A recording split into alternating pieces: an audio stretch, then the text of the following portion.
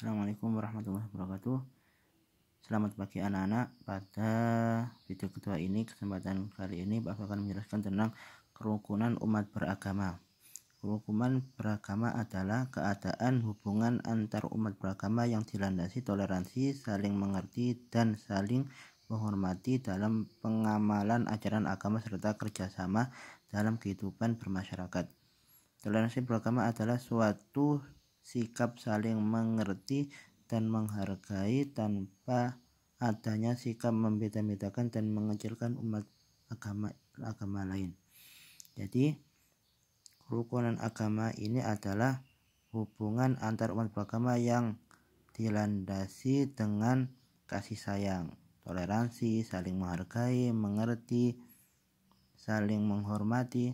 Jadi tidak saling bertengkar, tidak saling bermusuhan antar umat beragama, bersatu dalam kebinekaan.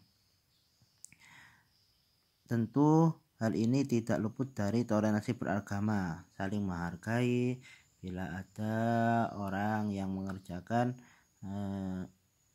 ibadahnya agama lain, maka kita harus menghormati, tidak boleh saling mencela. Karena bila kita mudah mencela agama lain, maka agama orang tersebut akan mudah mencela agama kita.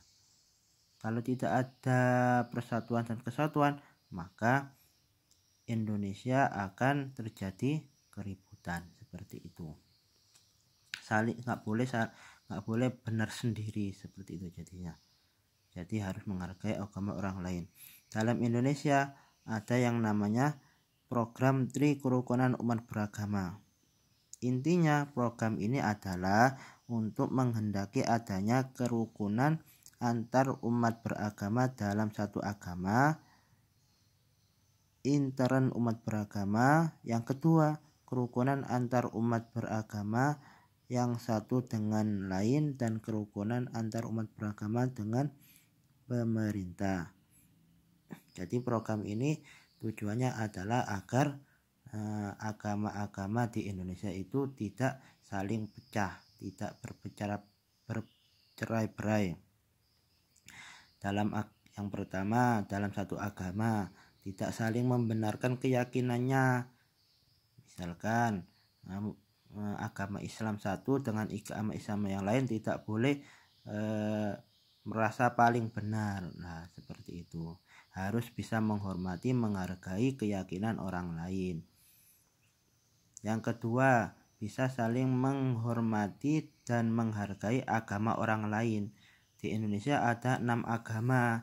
Dari agama satu ke agama yang lain tidak boleh menghina, tidak boleh tidak menghormati, harus menghormati agama orang lain karena memiliki keyakinan sendiri-sendiri. Kalau tidak bisa menghargai keyakinan orang lain pun tidak akan menghargai keyakinan kita. Yang terakhir yaitu kerukunan antar umat beragama dengan pemerintah. Ini adalah kerjasama dengan pemerintah. Misalkan di Islam kiai nanti bekerja sama dengan pemerintah agar bisa jalan bareng, jalan bersama untuk membangun negara. Itu tujuannya. Jadi dengan program ini Indonesia bisa bersatu walaupun memiliki banyak agama. Itu kemarin yang pertama adalah Islam, Kristen Protestan, Kristen Katolik, Hindu, Buddha, dan Konghucu. Itu 6 agama Indonesia. Kalau kemarin Islam ibadahnya di masjid, Katolik dan Protestan di gereja, Hindu pura, Buddha wihara, dan Konghucu di kelenteng. Itu adalah kerukunan umat beragama di Indonesia. Jadi harus menerapkan sikap toleransi. Toleransi beragama. Toleransi ini artinya saling menghormati, saling menghargai. Lawannya menghargai berarti tidak menghargai, menghina, merendahkan. Itu lawan dari toleransi, yaitu intoleransi. Itu materi kita kali ini tentang kerukunan beragama. Ini yang saya tulis hijau ini berarti materi yang bisa sampean baca berulang-ulang, bisa juga ditanda cek kayak sampean dengan warna ataupun dengan pensil. Boleh juga ditulis di buku tulis agar belajar menulis juga. Habis itu bukunya biar ada materinya, nanti belajarnya biar tambah gampang, seperti itu.